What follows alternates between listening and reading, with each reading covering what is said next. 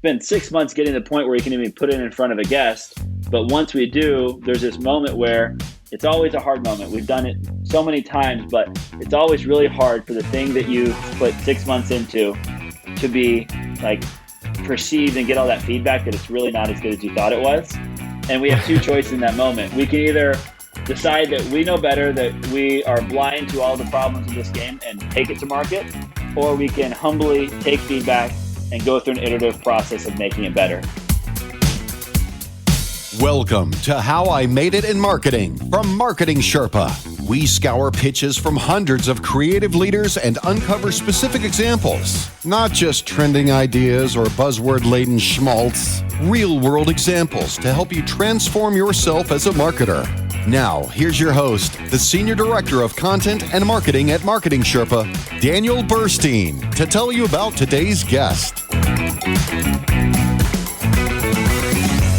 The world is finally emerging out of these COVID-19 lockdowns. I hope, fingers crossed, I don't know. I can't predict the future, but moving into those lockdowns, I remember the big story was the rise of digital and virtual and remote. We're all separated and these digital technologies were great. And but if I've learned one thing in my career, it's that the pendulum always swings back the other way. Just when it seems like things are one way, there's a snap back in another direction. So things are opening up again. I wonder, is there a pent-up demand for people to get out and interact as human beings, right? So as a marketer, as an entrepreneur, is the in-person experience on your radar now? What is the in-person experience for your brand? These questions were on my mind, and then I received a really quality podcast guest application from someone I thought we could all learn from at this very moment. He's an entrepreneur and a marketer whose brand entirely depends on the in-person experience. What I thought, well, we're going to learn more about how he pivoted to virtual, but the in-person experience is so important to his brand, and especially the value perception of that experience. So joining me now is Jonathan Murrell, co-founder and CMO of The Escape Game. Thanks for being here, Jonathan. Hi, Daniel. Thanks a lot for having me today. Yeah, so for people not familiar about The Escape Game, just want to let people know at a high level, there's 23 locations, 3.8 million guests, and in almost every market that The Escape Game operates in, it's the number one escape room on TripAdvisor. Just gives you a little idea of Jonathan's brand, but give us an idea of where your brand's heading real quick and kind of what your day-to-day is like. What's your role like there? Yeah, absolutely. So this year we'll see sometime during the year we'll hit our 5 millionth guest that's been served at The Escape Game since we launched our first store in 2014. We're really excited about crossing that milestone. Like you said, we have 23 stores open for business right now. We've planned to open another 7 this year. And so our goal is to end the year with 30 stores open across the country. And we're kind of on an internal mission to go for, we say, 55 by 2025. And so it's sort of where we see the next couple of years bringing our brand. My day-to-day here at The Escape Game, spend a lot of time with our marketing team, obviously, but then also I'm more focused on sort of developing our pipeline. And so anything that results in us getting new stores built and then new stores, games sold in existing stores. And so marketing, real estate, production, and the construction side all kind of fall under teams that I work with. So that's kind of my day-to-day spreads across a couple different teams here.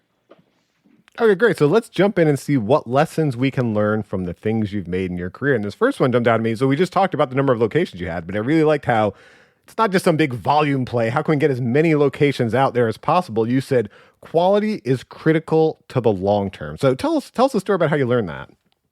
Yeah, absolutely. So it kind of goes back to a couple different moments in our team's history, but one that we all definitely look at as a major milestone. I track it back to 2016. There was an escape room industry conference. And so in 2016, the escape room industry was new, but no longer like super new. There was over 1,000 or maybe even more than that companies doing this thing in America at that point. I think it was the first year where there was an industry conference. It had gotten big enough to actually get everybody together. And at that point, I think we had 4 locations open. And we weren't the biggest in the country by any means. There was a company there already with 10 or 15 locations. And so we were all at this conference together and we were looking around, and what we started to see kind of surprised us because a lot of people were starting to say, hey, escape rooms are not the latest, greatest thing anymore. What should we be doing next? And there was all these, what we had considered competitors who were starting to sort of question whether they should still be in the business. And because it had started to get saturated and Heart started at this point where it was no longer the new fad. And we were sitting there like, this thing is a lot bigger than everyone seems to be talking about. We want to be in this for the long haul. We don't want to just be experiential, sort of like trail chasers and jump after the newest thing that stays open for 6 months. And so we started to kind of question why were these people feeling this way. And what we realized was that when escape rooms first came out, it was really cheap and easy to put an escape room out. You could spend $20,000 and your room could be full because it was so new and exciting and appealing. And over time, the barrier to entry was being pushed, and we had sort of been pushing it, but hadn't been really intentionally pushing it. We just said, "Hey, we want to be the best when we do stuff," and so we had been investing more in every subsequent room than we did the one before. And what we realized was there was this inflection point that most owners were getting to of saying, if I want to stay competitive in this new world, 2016 and beyond, I'm going to need to invest very differently than I did in my first few stores. And most people were saying no to that question. And we sat at a conference, and me and my two co-founders, and we're like, this is actually a perfect opportunity. Let's go harder than we ever have. And let's differentiate ourselves by offering a level of quality that no one else is willing to stomach the risk for. And so we kind of left that conference with a renewed sense of like, quality is how we're going to look different. Let's invest in our product. Fast forward, what that looks like 5 years later is that we spend 3 to 5 times what our average national competitor spends to produce a store. Our games, we've gone, to great lengths to make sure that our games are as immersive and as Disney quality as possible, because we said, hey, we want to make it hard for these people to stay in business against us. We want to make the difference between what we're doing and what they're doing seem as drastic as possible. And so we went this quality approach to try to build a moat in an industry that everyone else had said, this is, hey, the barriers to entry are really low here. We're like, let's change that dynamic. Let's change that script. And it sort of followed two directions. One, we decided to go after high quality real estate and said, high quality real estate can tell a story about us to our guest that bad real estate can't. Most escape rooms are, if you've played one, it was probably a destination. You probably went not to sort of a core part of where you would normally spend your evening or go to dinner. You probably went to a second floor, and maybe like it's normally Class C real estate. And we said, let's go to the best real estate we can afford. Let's go to places like Mall of America, or if we're in Chicago, let's be as close to the Magnificent Mile as we can. Or we kind of in San Francisco, let's go to the Wharf. That's the kind of place we want to be. And most of our competitors were staying really far away from those places. And so that was one way we approached quality, was let's go quality with our real estate. And then we said, let's go quality with our game content, and let's invest heavily in our games and our environments and our construction. And let's make sure that those two things set us apart. And let's go quality with our staff and our team while we're at it. And so really those three areas have been really distinguishing parts of TEG's story from 2016 and beyond, where we went high quality with the content. We invest in our teams and our front line, and we really care a lot about the real estate that we select. And we think if we can put all those things together, the quality shines through for the guest in a way that it's pretty clear, like, this is a premier. We like to say that we're the best, but at the very least, we are in a very premier small category of top tier escape rooms in the country. Yeah, I love how you say that, because for anyone with in-person physical locations, the location itself says something about the company's value proposition before you even get there. And it's I didn't know that strategy before we talked, but I looked at your website before we talked to see, I'm in Jacksonville, to see where you're located in Jacksonville, because I've been to an escape room once with my daughter's friends, and it was kind of in this weird location. It was like kind of a Class C office park somewhere. Where that was kind of weird. We're going there, I didn't even know stuff was there. When I looked you up, you guys were in St. John's Town Center, which in Jacksonville is like the premium outdoor mall, like right in the center of town. So I think that's interesting. I did get a perception. I didn't even realize this at the time. Now that you tell me, I did get a perception of your company versus that other company just from seeing where you were located. And, when I was going through your application saying that they're pretty legit if they're, in St. John's Town Center, which I guess is a premium location in this city. But, and so another thing that customers are going to do, right, is every brand has this challenge, whether you're e-commerce, whether you're physical, whether you're a brand in a store, is there's a perception of value. So sure, you can increase your investment in the quality, it can be better, but if your marketing doesn't communicate that, then it's not going to matter to anyone. So what did you do to kind of increase that perception of value compared to your different competitors? Yeah, that's a great question. And just to the St. John point, I think that's a great example of that's exactly what we want a local to feel about the stores we select is that like it's probably somewhere that you're used to going for dinner. You might go shop there. You're expecting to go there for entertainment. One thing about our real estate choices, we find that 90% of our guests pair our experience immediately, directly, or after with a casual dining restaurant. And so that's a lot easier for you to make a day of this or an evening of this when we're not in a classy office park that you feel a little weird about going to. And so, yeah, that's definitely been a huge part of what we do. But Well, actually, I want to stop you right there because yeah. that's a really good point. Like many brands have complements to them, and understanding what the complements are to your brand experience and how they can work together. Like we used to work on newspaper brands, and a big complement to an actual physical newspaper is coffee. So if you can make sure you've got either the newspaper in the coffee shops, or with your offer, if you have a subscription offer, do you have free local coffee with it or something like that? And understanding the brand complements. What is the jelly to your peanut butter? And so for you guys, that makes a lot of sense what you said. Like when I went to that other, we only did that because it was just at some weird like classy office park location that there was really nothing around, especially on a weekend or whenever we went. But to your point, yeah, I remember in the malls, it has changed some. There always used to be the movie theater in the mall, right? Because you would go, dinner and a movie, right? So it makes sense that you're kind of tying it to, like I said, in our case, St. John's Town Center is like an experiential outdoor mall where it's got, restaurants and all that type of stuff. So that's really interesting. But let's talk about the virtual now. So how do you, like we said, an interesting thing about you going to an industry conference, and if people, listening to this podcast haven't, one great thing about going to an industry conference, like Jonathan's experience was sometimes when you talk about your value proposition or the value proposition you have in your marketing, a lot of it is table stakes and it's really not that differentiated. And when you're forced into the same room with a lot of other competitors, you start to learn like, hey, wait a minute, everyone's offering the same thing. How are we different? That's where Jonathan kind of had that epiphany of, hey, we've got to be better quality than anyone else. That's got to be our unique value proposition. But then it gets to, okay, your website, how do you communicate that differently so that value is perceived? Because until they experience a product, no one's going to know it. Absolutely. Yeah. And we sort of, there was almost like this unwritten rule in the industry that you didn't share secrets in advance. You didn't, no one could see inside the room because that might spoil something. And it kind of all originated with, the first few concepts in Europe from which everybody kind of borrowed this idea. They treated it that way. Everyone just kind of kept that thing alive. And so for a couple of years, everyone, if you ever played an escape room in the early years, people would be like, you can't use your phones. There's this very intense secrecy around, we don't want what's happening in this room to be shared because we want the people who play next to have a great experience. And we weren't alone in thinking that way. It just sort of was the consensus thinking. And one day around that same time in 2016, we were investing hundreds of thousands of dollars to make our rooms look immersive and amazing. And we were sitting there with our marketing team and me and Teddy were talking, we're like, our rooms look 10x different than our average competitor, but our websites look the same because we are both using representative imagery, not actual imagery.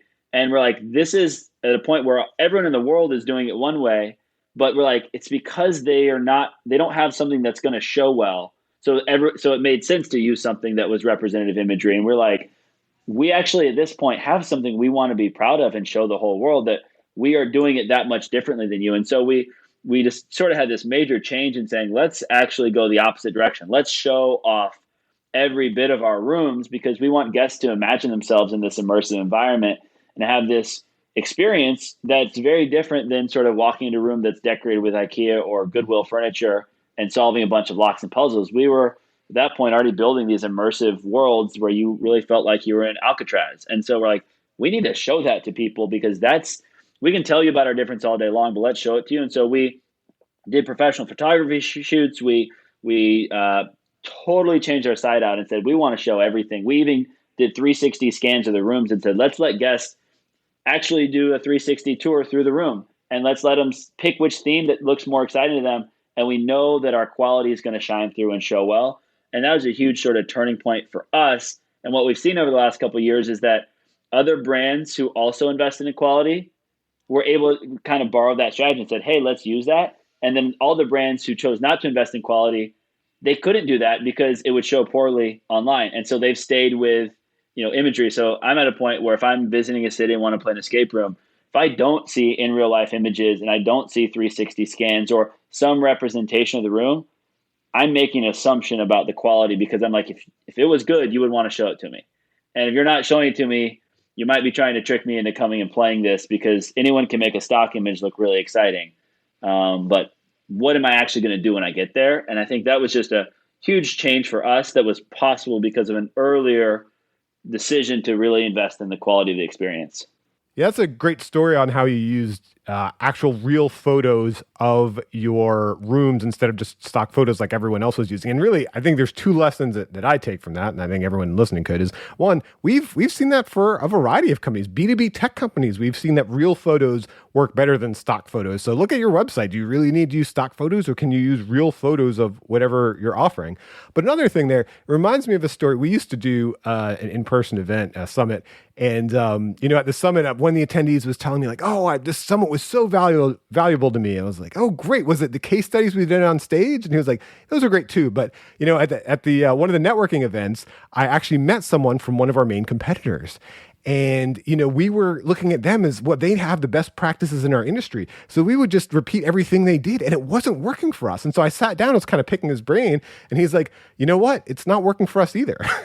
And so I think that's a great lesson of like looking at, what's going on in your industry. Yeah, you can learn from it, but don't just blindly copy it because you don't know how well it's working for them. And what I like is you really pioneered something new in your industry. So that just because everyone else is doing that, we're not going to do that. We're going to do something different. So that's a great example of communicating your value proposition, making sure that customers actually perceive the quality of your product. But is there anything process-wise that you did differently on your website to help communicate that investment in quality, to help them perceive that value? Yeah, absolutely. One thing that comes to mind is that sort of at the time, most of the booking tools that are available, third-party softwares that all the escape rooms use to actually sell the experience on their website. We all use these embedded widgets. The default structure was always just a time schedule. So it just said 9 o'clock games, 10 o'clock games, 11 o'clock games. And there was no visuals. It said, name of game available at 11, how many slots, name of game available at 11. And it was almost like you were looking at a spreadsheet. Hundreds of companies, thousands of companies across the US and around the world were using this same very basic, boring kind of way to present. And it was a time first way to present the content, and there was no visual to it. And we were just sort of sitting there thinking, like, how do people actually want to use this? Not how does the tool let us use this? Because the tool only lets you do it this way. But we're like, if I'm picking a movie, I don't decide that I want to go to a movie at 6 and then see what's playing at 6. I want to go see Batman, and then I see where it's playing at 6. And then we also want to figure out how do we show these great images. So even in the booking process, you can be reminded of this quality you're going to step into. And so at the time, there was nothing really that let us do that. And so we built a custom tool that allowed us to showcase our calendar by game. And so you could first select, I'm interested in Prison Break, and then see the times available for Prison Break, or I want to play Gold Rush and then see the times for that, versus being forced to see this sort of almost spreadsheet-like view that was really just driven by what time do you want to come in, and here's the titles. And so we did this, sort of had that hypothesis, we tested it, we saw a 15% change in conversion when we offered guests the ability to sort this by the game that they wanted to play first, not the time first. And it also enabled us to put the photo, those real life photos that showcased our experience, front and center. So when you're deciding if you want to play Gold Rush or Prison Break, you actually get to look at a picture of Gold Rush versus Prison Break, and you're not just, reading based on name and title. So that was a huge change that we made, that we actually started message boards later, saw a bunch of people saying, what is the escape game using? How are they using the tool that way? What software are they using? We're like, it required custom work to pull that off. And it was, wasn't readily available, but we've actually seen some of the tools now take that functionality and use it in their tool. So now it's a native functionality. So I think that's another area where we saw that the tool available wasn't really serving the guests the way we thought they needed to be served, and we were willing to make our own thing to make that work. Yeah, I think that's a great example for everyone listening too. It's not just a booking tool. Look at the usability of your website, the UX, the customer experience, and actually, instead of just saying, "Hey, there's this off-the-shelf tool, I'm going to throw it up there," look at the experience through the customer's eyes. I would say even before you buy a tool, just sit down. A great thing to always do is get in a room, map out what the customer experience should be, and then look at tools, and then look and see in the marketplace. Hey, does the marketplace have that right tool to serve the customer experience? And if it does not, then it might make sense to make a homegrown tool. I mean, it's not even booking tools. That's a great example. Websites sometimes too. There's so many templated websites now where you just see like the same templates on every different website. Okay, if it serves the customer, it makes sense, but don't start with the template. Start with the customer. What does the customer need? If the template or the tool serves it, great. If not, well, then you got to create something yourself. Okay, so we were talking about quality is critical to the long term, how you invested in quality. And one thing, we've got a actually free digital marketing course from MECLabs Institute, our parent organization. And one thing we talk about is preparing the team. Right before you even get that website out there, it's preparing the team to make sure they can deliver on the value you want to communicate through your website. And so it's kind of curious how you prepared the team to deliver a higher quality experience. And so one of the lessons you mentioned was hire smart people and empower them. So do you have any stories around that? Yeah, for sure. And I think there's 3 books that really shape the way the Escape Game thinks about our team and the excellence of our team. Well, I'll narrow it to 2 books, but Excellence Wins, which was written by Hort Schultz and one of the co-founders of the Ritz-Carlton, and Setting the Table by Danny Meyer, who's a restaurant genius out of New York and built a restaurant empire based on hospitality and service. And so these 2 books show up all throughout our training manuals. But really, they both sort of really hit on this point of like, you have to get the right people on the bus, the right people on the team. Then once you do, you've got to give them a lot of training, a lot of coaching, a great vision and clear values of what you're asking to live up to. But then you've got to kind of get out of their way and give them some space to interpret that their own way. And each company does that in their own way. And the Ritz-Carlton at the time was famous for the, frontline team members could spend up to $2,000 solving a guest problem.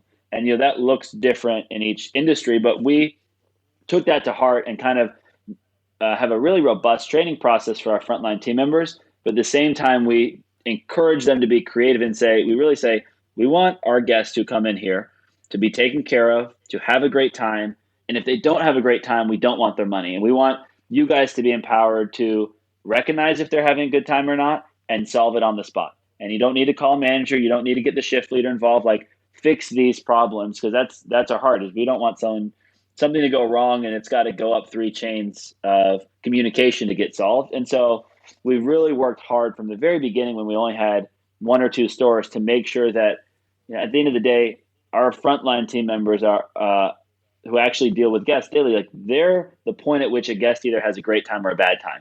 And so we've put a high value on them understanding their role in that process and make sure that they care deeply, deeply about every single guest having a good time. Our mission actually is to design and deliver amazing interactive experiences for every single guest. And so we, from the very beginning, have had this huge emphasis on that every single guest piece. And one story that I always comes to mind, because it's just a fun example of our team feeling that burden themselves. And so Andre Santabria was in our Orlando store. He'd been with TG about 3 or 4 months now, and he was a team leader. And he was passionate and cared about guests a lot. And he had overheard while he's in the control room a team that had a mixed group, which means 2 groups who didn't know each other played the same game. One of them, it's very rare that it happens, but occasionally those end in one part of the group feeling like they didn't have as good of an experience. Maybe the other team didn't communicate well with them or overpowered the room. And so they weren't as satisfied with their game. And he heard that in the control room and rushed into the lobby to try to catch them before they left so he could talk to them. He missed them and he saw that they just walked out the door. And so he's like, what do I do here? I know that I don't want them to leave not thrilled about what they just experienced here at the Escape Game Orlando. So he ran out of the parking lot, looked for them. He saw them walk into the Cold Stone next door. And he's like, okay, I don't want to be weird. I got to figure out, how do I go make this right? Because if we catch them in our lobby, we say, we're so sorry. You didn't seem like you had a great time in there. We train our game guides to, we call it collecting and connecting clues, which is actually something we borrowed from Danny Meyer. But we train our game guides, when you meet a team in the lobby, Find out why they're here. Talk to them, get to know them, get to know what they're expecting out of this, get to know what they're wanting to accomplish today. Are they a super competitive team? Are they here for family fun? What is it that's sort of behind the scenes here of their motivation? And then when you're guiding their experience, care about that. Watch that. Are they folding their arms? Is someone sitting down? Are they all engaged? Are they communicating? And so we're training them to care about the signs that our guests are seeing. And if a guest exhibits signs of not being happy or not having a good time, we train them to catch them in the lobby and make that right. And so Andre was like, okay, I can't let them leave. I knew that they were showing the signs that they didn't have a great time here. And so he followed him into Cold Stone. He got in line behind him at Cold Stone, trying to figure out how do I make this, how do I make this normal? But basically struck up a conversation with them. He was like, hey, I'm Andre. Oh, you guys just played? He tried to make it casual, like he wasn't chasing them through the parking lot, but started asking him questions and found out that they hadn't had the greatest time in the room for various reasons. And he was like, guys, I'm so sorry. That wasn't the experience you wanted.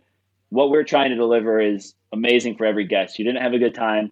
We're going to refund your experience. Let me buy your ice cream. Here's tickets to come back. Trust me, like it's going to be flawless this time. Come back with us. And they did come back and they did have a great time.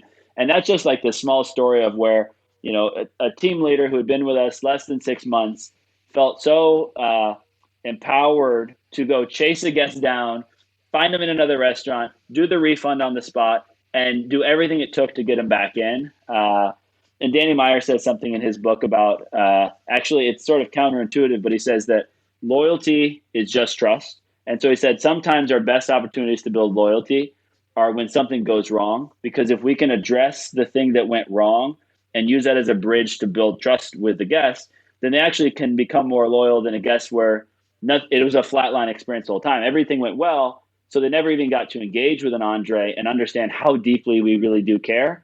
So we actually have more loyalty sometimes from these guests where something went wrong, and then they were so impressed by how deeply we cared and how far we went to make it right, that they become some of our most loyal fans who write rave reviews and talk about how we turned around something that I think most companies just let those things slide and chalk it up to, well, not everything's perfect. Sometimes bad things happen. We look at those and say, if we can turn every one of those around, we can turn what most people view as sort of let it drift away and don't worry about it into our most raving fans. And that's kind of what we're always looking to do. And I think that Andre chasing a team into the neighboring ice cream shop is a story that we like to tell to new team members, to give them a glimpse of you can do whatever you think is right to make this right for the guest and to make sure that people trust the brand, because we want to, all this work we're doing is about these guests having a good time. And if they don't have a good time, it's on us to fix it.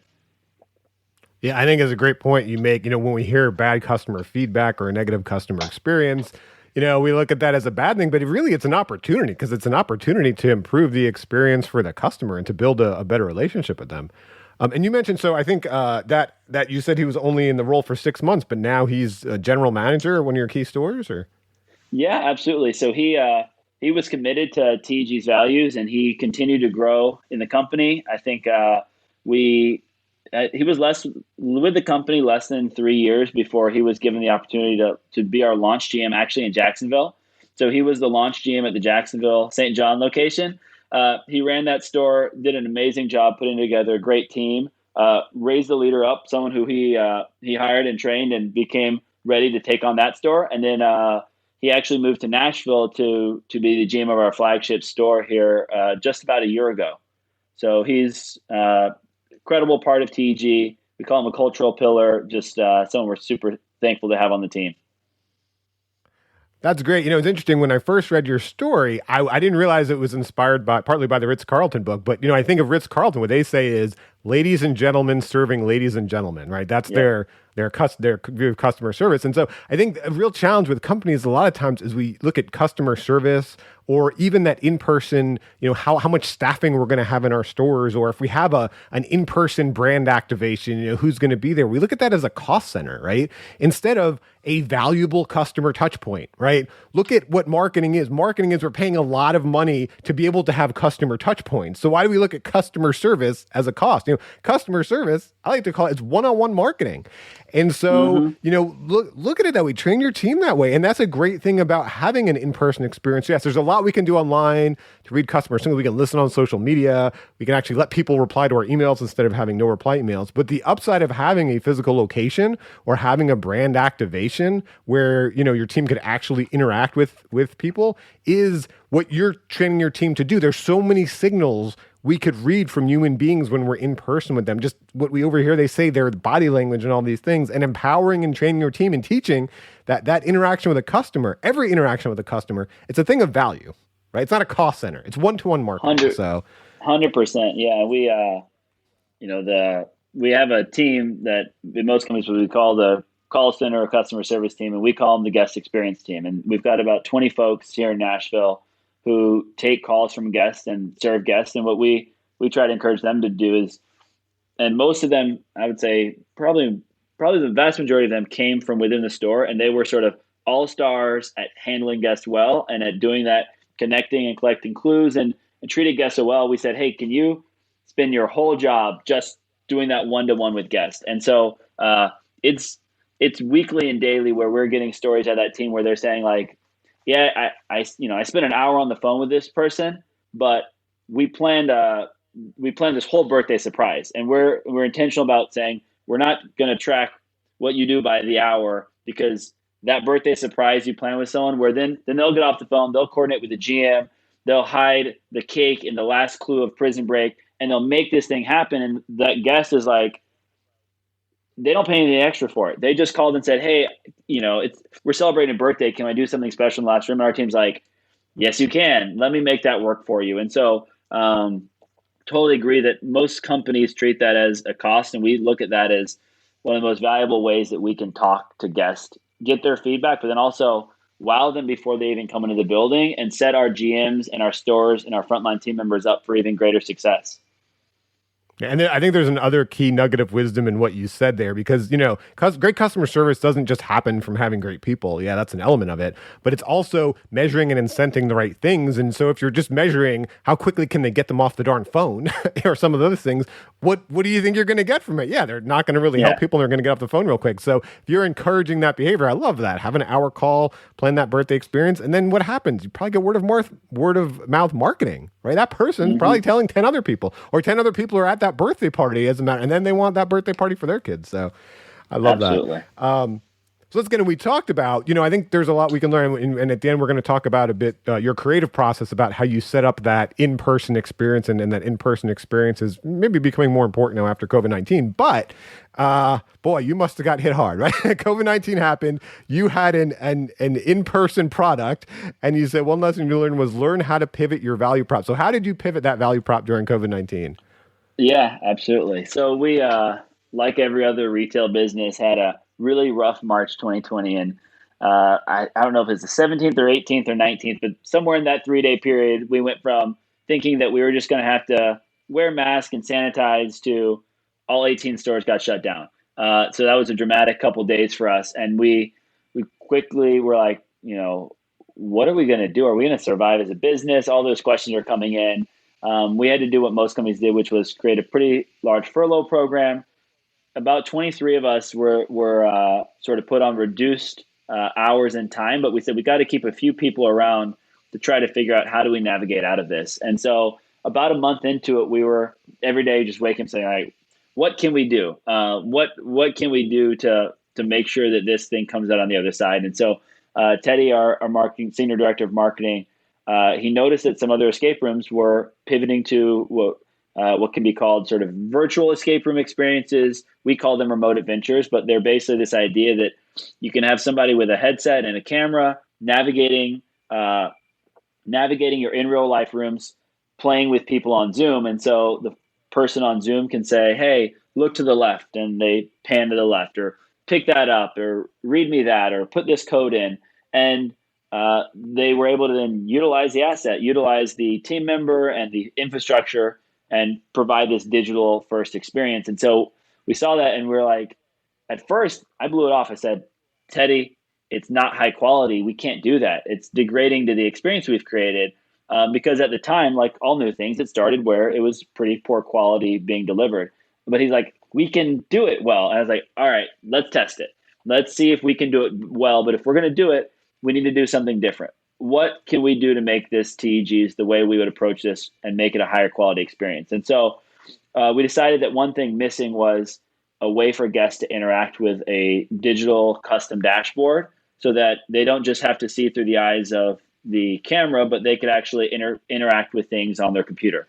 And so very early on, we sort of said, this could be something we could do, but we're not going to do it like everyone else is. And so we launched a little bit later, and we weren't the first to market, but we built a custom interface and said, hey, so ours kind of became unique because if you were playing, you had a dashboard and you also had your Zoom up, and then you could see what I was looking at in the room. But if let's say I picked up a piece of paper, that paper would then show up on your dashboard.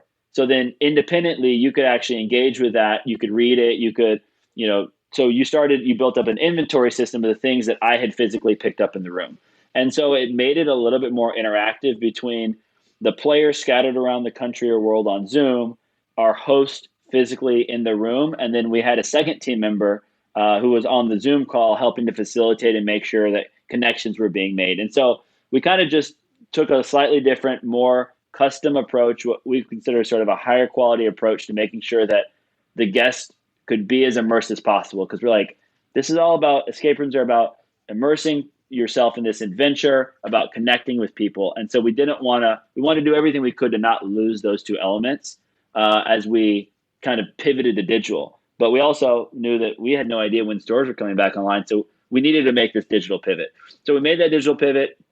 Guests reacted well. And for the next 12 months, we continued to grow our digital business almost as fast as we could open new rooms up and get the dashboards online. We would start selling out rooms. And it made us realize a couple months into this, first few months is survival mode, and you're just trying to figure out this new product. And then 6 months in, we started to realize this is something that maybe could last forever, because this is something that we're providing a real value to our corporate guests here from a couple levels. One, before in our old world, if you were a team in Orlando and had 40 people, we could accommodate you. If you had 80, well, our store only fit 40.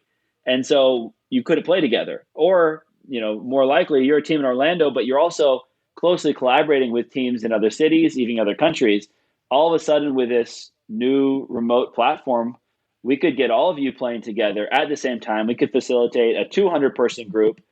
We would break you into sub rooms, and so it's not 200 people on one call, but we could do it all at once. You could debrief afterward all at once. We could kind of actually shrink the world a little bit for you and your team, and you could get that same connection that you would have gotten in an in-real room and get as close to that experience of finding and autonomy and searching as possible. And so we kind of went from thinking this is sort of a way to keep us hands busy and keep people's jobs alive during COVID to this could be something much bigger. And so we actually turned that pivot and went full speed with it and started developing a digital capability that didn't exist before COVID, began to ramp in an engineering team, built an entire group of people, first in Las Vegas, then a second hub here in Nashville of people who facilitate and host these virtual experiences who are digital only employees. They work only with our digital only guests. And here we are 2 years past that date, and TEG now considers itself a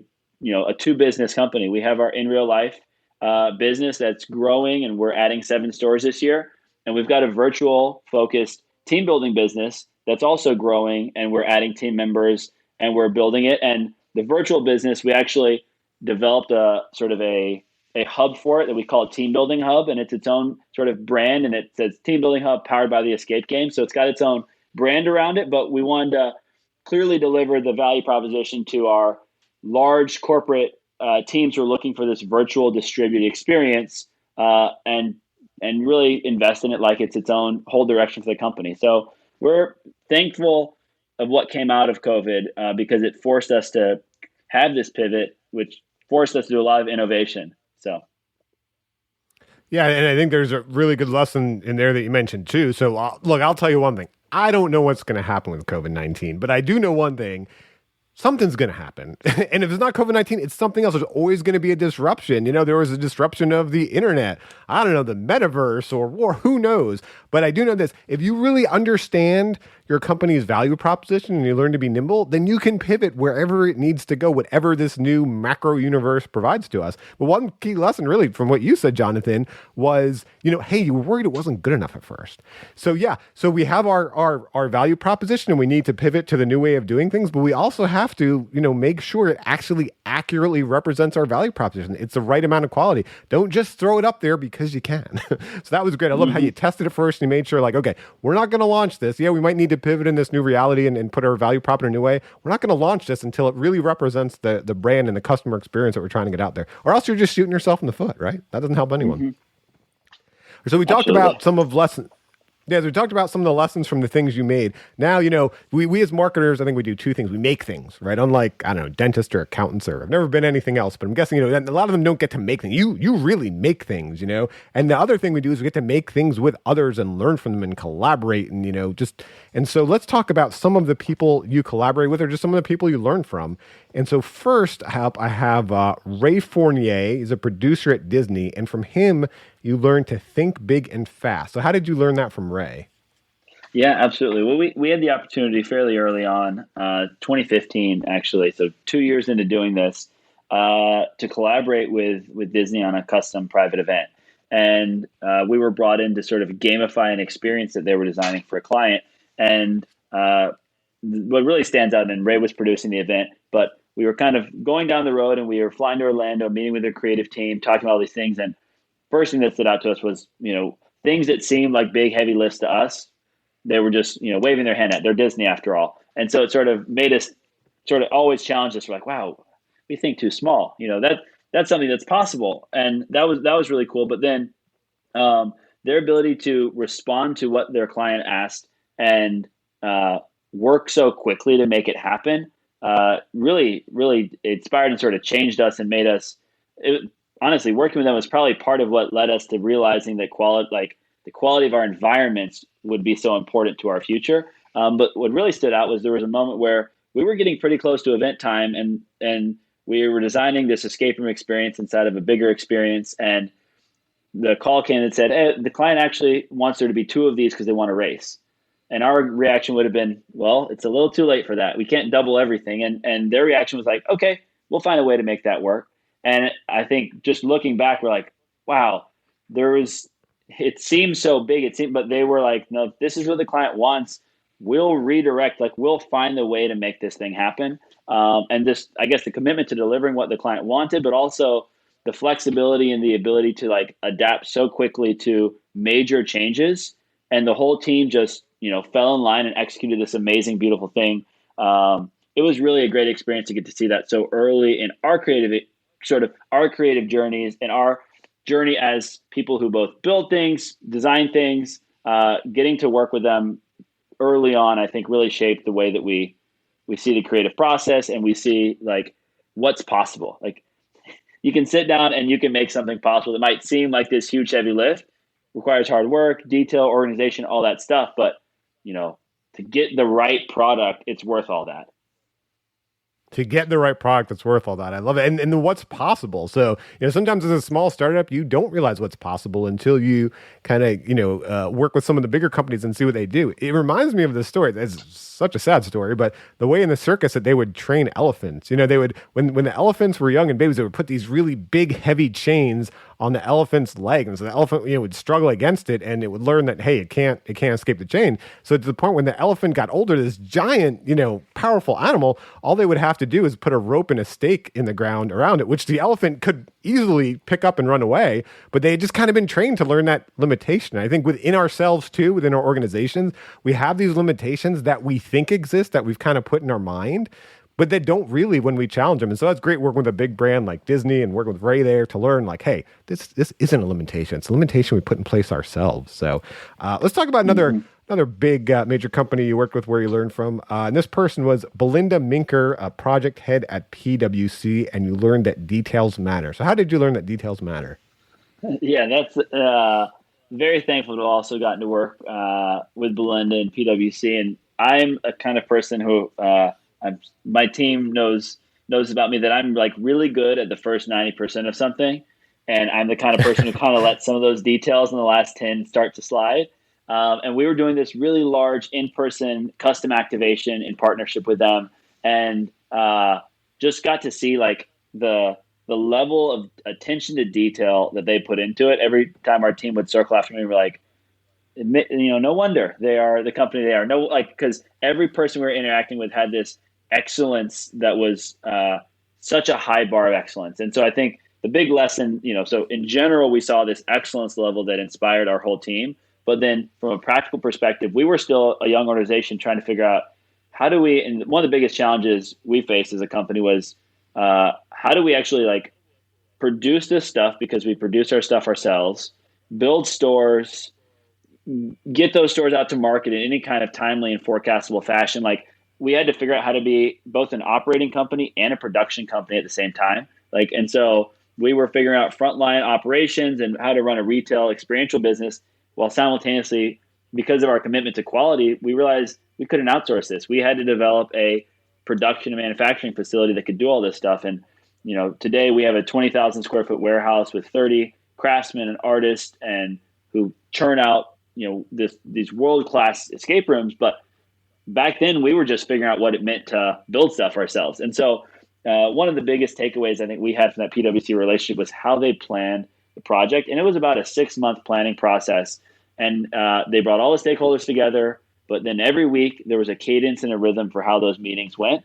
And then as we got closer to the event, that cadence started to increase in frequency. And all stakeholders were included.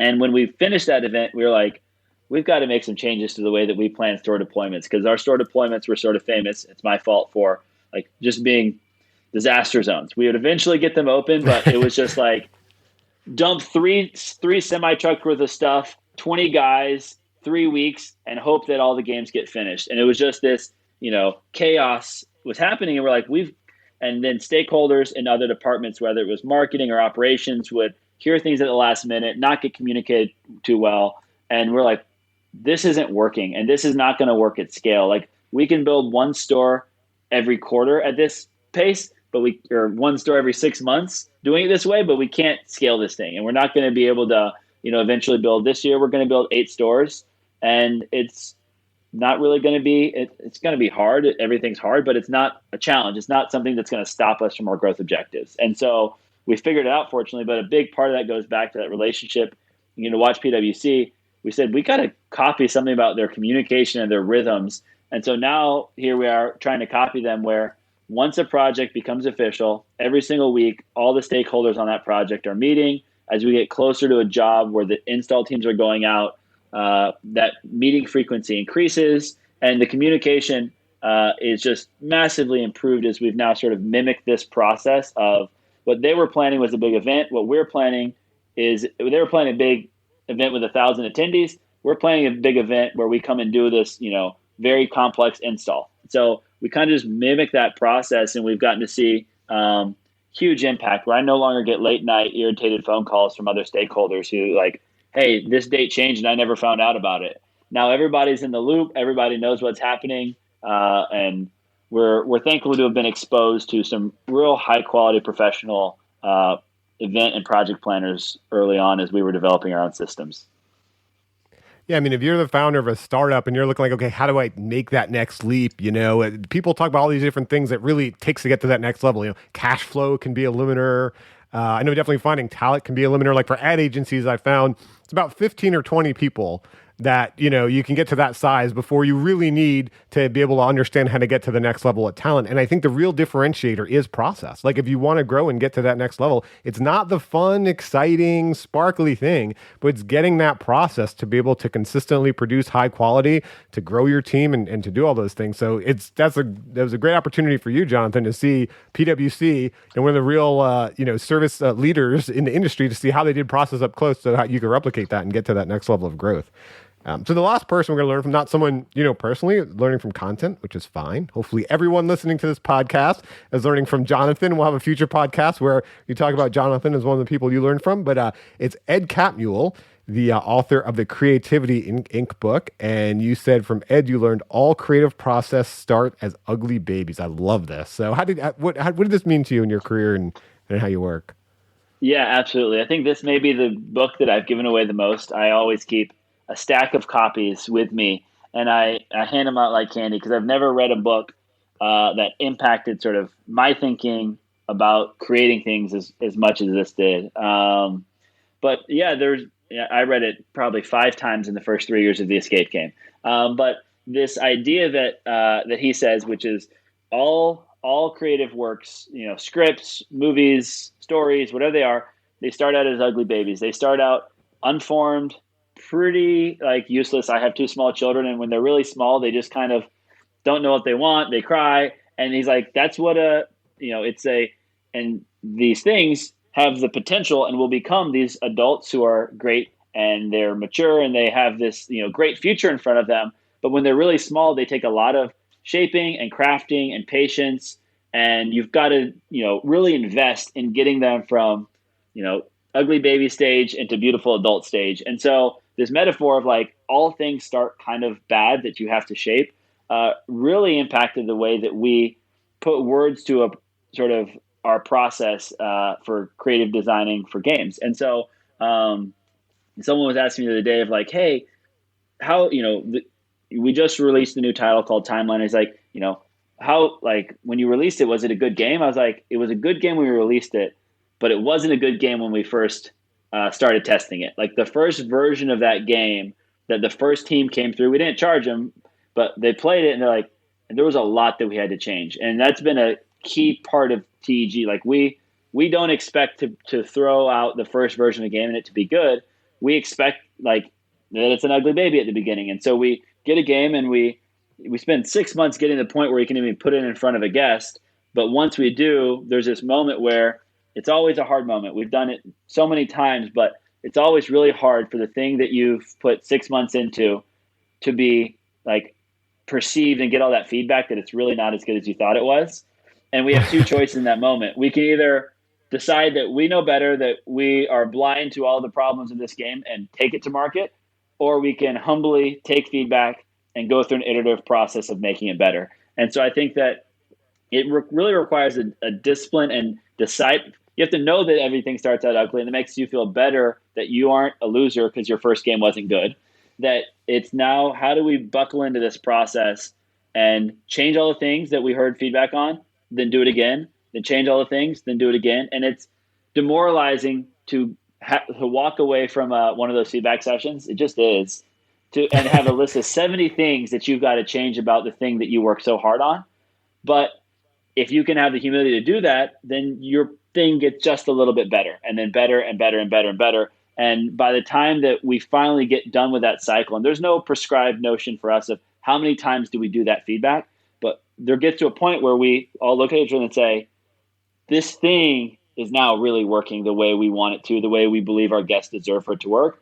Now let's throw the doors open, take it to the public, and let it do its thing. And so I think it really helps us, because I think if it weren't for that sort of mental model of understanding that it's okay for the first version to be not great, I think some people throw out the first version they put so much into, they say, great, let's take it to the public. And whether they just didn't have time or the resources or the humility to accept that it's probably not perfect on first draft, the world deserves something better than that first draft. And so I think we've just been really committed to, let's get it where it needs to be before we take it to market. And there's no way to do that other than just iterative feedback, humility, hard work, iterative feedback, rinse and repeat. And I think that's, shaped and defined our product, which is at the core what we're really offering to guests is these amazing interactive experiences are only amazing if they're well designed and, well designed, well built, well located. So yeah, they're only amazing if they're amazing. So, something we talk about with a digital experience we have with customers, A/B testing is a great thing to do, right? You can just on your e-commerce landing page, you can have 2 different headlines and test them on your lead generation landing page. You could test different forms and different buttons. So how are you testing that in-person experience. So one thing you had mentioned to me is, by the time it rolls out to paid customers, so who are those first people that are experiencing it? How are you finding them? How are you getting their feedback? How does that work? Yeah, so I can go even further back there. Our whole even process of creating new titles starts really as data driven as we can make it. And so we start by selecting a group of themes, and then we sort of survey both guests and the general public around these themes to say, if you're an escape room enthusiast, what do you want to see next? If you've never played an escape room before, but you're on the fence, what might draw you in? And we do this process of surveying to understand what kinds of titles or concepts the world even wants. So we test, our testing starts back with even theme selection. But once we've gotten a theme and once we've built the first prototype, we basically just bring in employees, friends, family, anyone that we can get in the door. Sometimes we even open it up wider, and we'll go on, send an email or social media and invite any locals to come test it out. And so the key for us is like, it's not ready to take paid guests yet, but we want in the early cycles, we want to be probably employees because we want certain type of feedback. Then we brought in that to like friends and family of employees because we want to get honest feedback from third parties, but we aren't quite ready to like let it go beyond a sphere where we have a little bit of influence. And then we bring in Our some baby's people still ugly. We don't want too many people to see it yet, right? Yeah. And so we're like, we don't want to ruin their perception of our company yet. But then the circle of who we're willing to bring into demos begins to widen as we begin to get more feedback and the things getting better and better. And again, it can vary between, how many of those games do we run? But what it really looks like is, we'll get 8 people in a room. We'll have, instead of game guiding from the control room, we'll actually have one of our game team designers in there. So he's taking notes and he's watching. The rest of us are huddled over a computer watching it there.